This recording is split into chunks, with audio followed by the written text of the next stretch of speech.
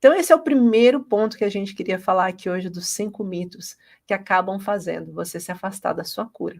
E esse primeiro mito é acreditar que não tem cura definitiva e que você vai viver para o resto da vida e que você, uma hora ou outra, vai voltar a ter ansiedade. Se você identificar na origem a sua ansiedade, se você desativar gatilhos, se você estiver disponível para limpar os traumas emocionais que estão relacionados ao evento que colocou você em crise depressiva ou crise ansiosa, você vai vencer essa luta. Se eu conseguir, se as minhas alunas, olha, centenas de pacientes conseguiram, por que que você não vai conseguir? Você vai conseguir, tá bom? Determina isso para você. Então, a segunda coisa que a gente tem que pensar é, e esse acaba também atrasando muito o processo de cura, é você acreditar que a sua ansiedade está acontecendo por conta de estresse ou preocupação, que é só porque você está com preocupação e estresse, e assim que você resolver, vai passar. Aí eu vou explicar para vocês uma coisa. Isso é um mito. E por que que é um mito? Porque a pessoa está confundindo ter ansiedade, que é um estado de doença, com ser ansioso ou ser estressado. São duas coisas totalmente diferentes. Uma coisa é eu estar nervoso e estressado com uma situação que eu sei que eu estou lidando. Agora, se você tem ansiedade, você sabe que você fica estressado do nada. Você sabe, para quem tem crise de irritabilidade, né? Porque não é todo mundo que tem um S9, então não é todo mundo que vai ter irritabilidade na ansiedade. Pode ser que você seja uma pessoa que nem tenha irritabilidade. Mas todo mundo sabe que essa questão que tem, quem tem ansiedade, que o que você tem não está relacionado a um evento que você está vivendo ou passando. Então não é porque você está, olha, ter ansiedade não é porque o meu chefe está me pressionando nesse momento. E se você está pensando isso, você está errada. Não é porque o seu chefe está te pressionando nesse momento e você tem ansiedade. Você gerou ansiedade porque a forma que o seu chefe te pressiona colidiu com um trauma emocional que você já viveu anteriormente. Ou porque a forma que ele está te pressionando nesse exato momento está acima do seu limite e colocou você em estado de sobrevivência. E aí você vai entrar em ansiedade. Aí vai entrar em ansiedade, vai ter falta de ar, vai ter tremores, vai ter transpirações azedas. Por quê? Porque ele está passando do limite. E aí vai entrar provavelmente no burnout, que é o próximo passo, né? Então, quando a gente está falando disso, é importante a gente lembrar, a ansiedade ela não é porque eu tenho uma preocupação ou um estresse. A ansiedade é porque eu passei, vivenciei um trauma emocional, seja um trauma emocional de acúmulo ou seja um trauma emocional de impacto, tá? São 2 tipos de traumas emocionais, eu explico muito isso aqui no meu conteúdo, no meu canal. O trauma de impacto, o trauma de acúmulo, o que é um trauma de impacto? Assim, um resuminho rápido para vocês entenderem e não desviar do tema. O trauma de impacto é quando eu sofro um trauma, ou seja, eu tenho algo que acontece na minha vida, uma informação que eu recebo, que eu não estou de todo preparada para aquela informação e que é uma informação que eu sinto como se alguém tirasse o tapete debaixo dos meus pés. Sabe aquela frase, fiquei sem chão? É a típica frase de um trauma de acúmulo. É a típica de impacto. Trauma de impacto.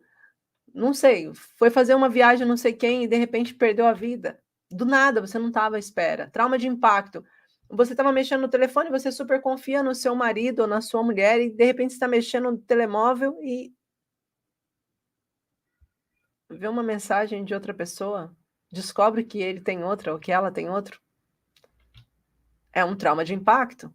Trauma de impacto é quando você descobre que o seu filho está com um problema de saúde que você não tem condições de pagar. Trauma de impacto é quando você abre a geladeira e você não tem nada além de água. É um trauma de impacto.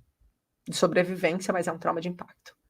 Trauma de impacto é quando você é mandado embora de uma hora para outra e você não estava preparada para isso. Trauma de impacto é quando você foi abusada.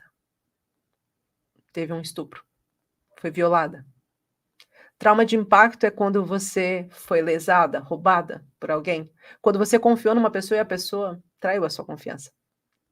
Trauma de impacto é quando aconteceu uma coisa de forma repentina e inesperada. E você, o seu cérebro, registrou essa informação e ficou aqui guardado. E agora, toda vez que você passa por um caminho que lembra aquele cérebro, que lembra, só passa perto de algo que aconteceu com aquele trauma, ele vai e libera todos os sintomas que você teve no seu corpo naquela altura. Por quê? Porque o teu corpo precisa registrar essas memórias emocionais para que ele possa sobreviver. Então, o meu corpo, ele precisa saber que quando ele se aproxima do quente, a minha mão está perto do fogo e a mão, se tocar no fogo, queima. Então, o trauma emocional não fica só guardado na nossa emoção. Olha, é engraçado a gente pensar nisso, porque a emoção também não fica guardada no coração, mas fica guardada aqui dentro do nosso cérebro. Tudo é regido pelo nosso cérebro. Se eu transplantar meu coração, a outra pessoa não vai viver com as minhas emoções. Mas se transplantasse um cérebro que não dá para transplantar, certeza que ela viveria com as minhas emoções, certo? Então, automaticamente, tudo está aqui. Tudo está aqui. É por isso, esse eu acho que foi um dos maiores erros que a indústria farmacêutica cometeu, porque trouxe só um medicamento que só trata aqui. Só que o tratar só aqui também não trata a questão emocional que também está aqui. Não faz com que o meu cérebro reaja de uma forma diferente. Eu posso trazer uma indução mecânica, mas não é natural, né? Então, acabou indo para esse erro que seria super normal, porque está tudo aqui. Então, automaticamente, quando a gente está falando sobre esse ponto que eu acabei de trazer para vocês, o trauma de impacto, tem também o trauma de acúmulo. O trauma de acúmulo é quando você vê várias vezes a sua mãe sendo humilhada pelo seu pai e você não consegue fazer nada. Gera impotência. Quando você vê o seu chefe falando com você de uma forma em que você se sente várias vezes mal. Trauma de acúmulo. Quando você passa por uma situação, uma doença que todos os dias é degenerativa, é um trauma de acúmulo. Quando você está dentro de um relacionamento que você já não ama, mas você está convivendo com a pessoa e está continuando naquela casa e todos os dias você se sente mal por estar ali, é trauma de acúmulo. Quando você, em vez de ser só violada, você passa a ter uma violação contínua, é um trauma de acúmulo. Você foi violada sistematicamente. É um trauma de acúmulo. Um trauma de acúmulo é quando as coisas acontecem várias vezes num determinado tempo, e pode ser num tempo curto ou num tempo longo.